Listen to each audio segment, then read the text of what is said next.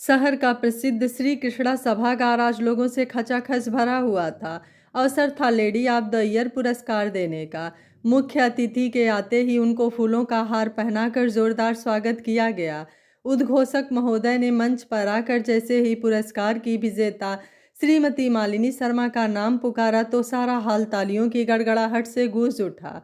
दर्शक दीर्घा से निकलकर गुलाबी रंग की कलफदार साड़ी पहने अपने सफ़ेद बालों को करीने से पीछे करके मैचिंग के रबर बैंड से पोनीटेल किए और काले रंग का पर्स बगल में दबाए एक आकर्षक महिला श्रीमती मालिनी शर्मा जब तक मंच पर पहुंच नहीं गईं तब तक लोगों की तालियां बजती रही। अतिथि महोदया ने मालिनी जी को ट्रॉफी देकर बधाई दी और उनसे दो शब्द कहने की गुजारिश की। मालिनी जी माइक हाथ में लेकर बोली कि इस ट्रॉफी और सफलता की हकदार अकेली मैं ही नहीं बल्कि मेरी पूरी टीम है, जिन्होंने अन्नपूर्णा को घर तक पहुंचाने में पूरा सहयोग दिया है। और फिर उन्होंने श्री मुरलीधर, श्रीमती उमा मुरलीधर, श्री दिवाकर और श्रीमती सुनैना के नाम पुकार कर उन्हें मंच पर आमंत्रित किया। अन्नपूर्णा यानी अनाज के देवी मालिनी जी ने इस नाम को सार्थक कर दिया। 5 वर्ष पूर्व जब बड़े बेटे अंशुल ने उन्हें कहा था कि माँ आप लोग गांव का घर बेच कर दीजिए, शहर में एक बड़ा मकान खरीद कर सब लोग एक साथ रहेंगे, तब उन्होंने साफ मना कर दिया था। पति नवीन चंद्र जी कस्बे के स्कूल में अध्यापक रह चुके थे, पेंशन के पैसे थे, उन दोनों का जीवन मज़े से गुजर रहा था। फिर छोटे बेटे प्रणय और बेटी नीता ने बहुत आग्रह किया और नवीन चंद्र जी भी बोले कि एक ही शहर में तीनों बच्चे रह रहे हैं और हम दोनों यहाँ अकेले, उनसे मिलने उतनी दूर जाना भी तो कष्टकारी है। कल को कुछ हो गया तो अंतिम समय में बच्चों का मुंह भी देखना नसीब नहीं होगा। नाहक जिद किए बैठी हो, चलो चलकर बच्चों के साथ रहते हैं। पति का बहुत आदर करती थी, सो उनकी इच्छा वे टाल न सकी और घर का मोह त्याग कर उसे बेच दिया और दोनों प्राणी वहां चले गए। बेटों ने 4 कमरों का बड़ा सा फ्लैट खरीदा था, जिनमें से एक कमरा इनको दिया गया था। कस्बे के खुले घर में रहने वाले दोनों प्राणियों को यहाँ बंधन लगता था, लेकिन फिर भी बच्चों के मोह में अपने मन को समझा लेते थे। धीरे धीरे दोनों शहरी जीवन शैली में स्वयं को ढालने लगे और सोसाइटी के पार्क में सुबह शाम की सैर के लिए जाने लगे। वहाँ उन्हें अपने उम्र के कई लोगों से परिचय हुआ जो आपस में एक दूसरे को अपनी बात कहते सुनते थे। एक दिन श्रीमती सुनैना ने अपनी व्यथा मालिनी जी से शेयर की। पति के देहांत के बाद बेटा यहाँ ले आया और फिर वही सब, कोई मान सम्मान नहीं। दिवाकर जी की कहानी भी सुनैना जी से मिलती जुलती ही थी।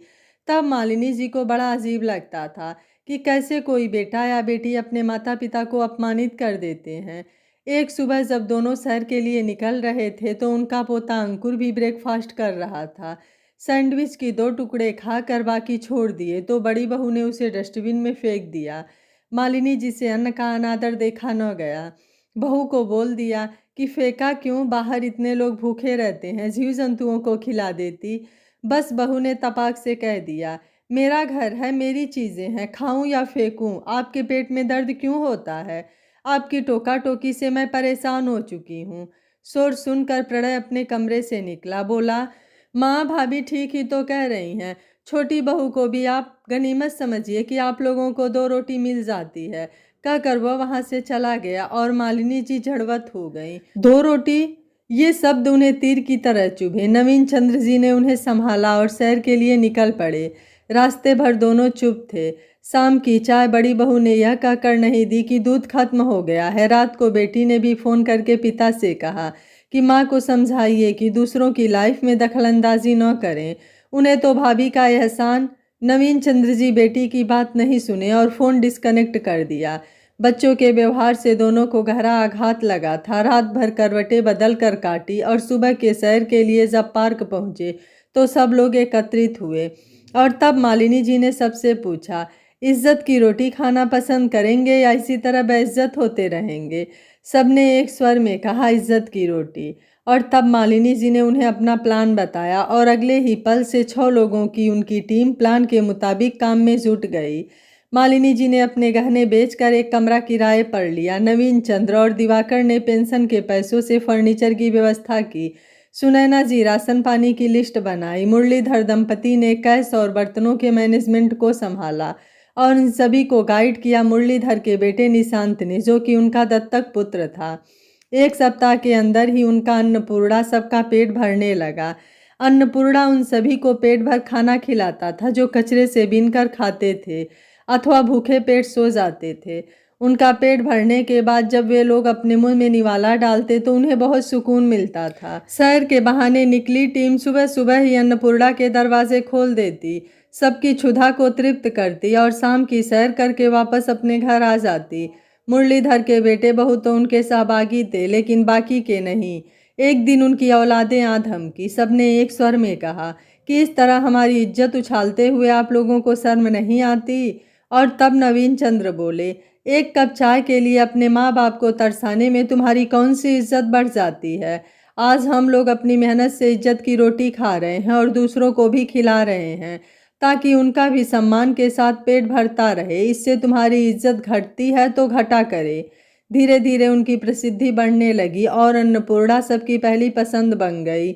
लोग खाकर संतुष्ट होते और अपनी इच्छा से कैश बॉक्स में अपना सहयोग कर जाते। एक दिन निशांत ने कहा कि सेवा के साथ साथ थोड़ी कमाई भी हो जाए तो कैसा रहेगा। तब उसने एक फूड डिलीवरी कंपनी से संपर्क किया, सबके फ़ोन में ऐप डाउनलोड कर दिया और इस तरह से उन्हें शहर के कोने कोने से खाने के ऑर्डर मिलने लगे। स्टार रेटिंग देखकर सबके चेहरे खिल उठते थे।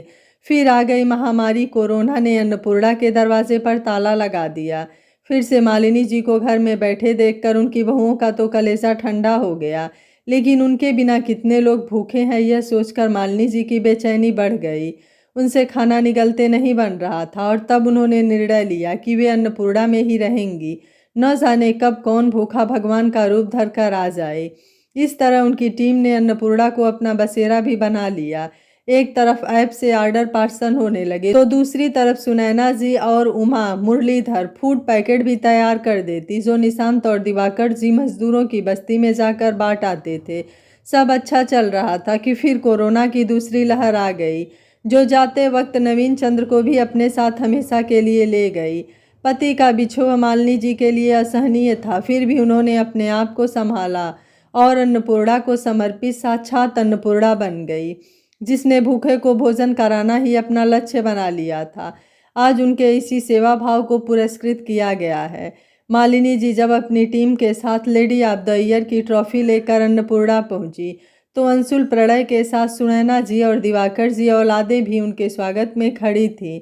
तभी मालिनी जी का पोता और सुनैना जी की पोती अपनी दादी की उंगली पकड़कर बोले, दादी घर चलो ना।